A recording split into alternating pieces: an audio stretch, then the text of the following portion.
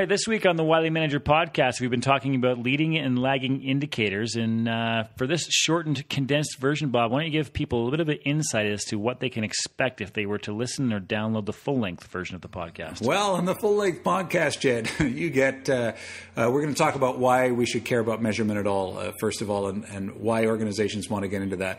Then we're going to talk specifically about definitions and examples of what lagging indicators are and leading indicators are. And most importantly, Jed... Yes. We're going to talk about how to use your indicators as a force of good rather than evil.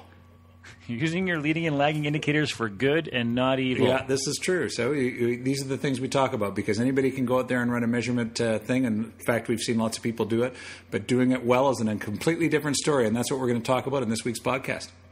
All right, so if you're going to give a little sneak peek into some of the more detailed information that we talked about, what would you like to share? Well, I'll give a couple of little ones. The first one is that you need to be careful not to let your indicators take on a life of their own, right? So people get all hung up in leading the indicators, lagging indicators, and next thing you know, they're spending more time measuring their work than actually doing their work. And trying to figure out if they're leading to something or lagging from something else.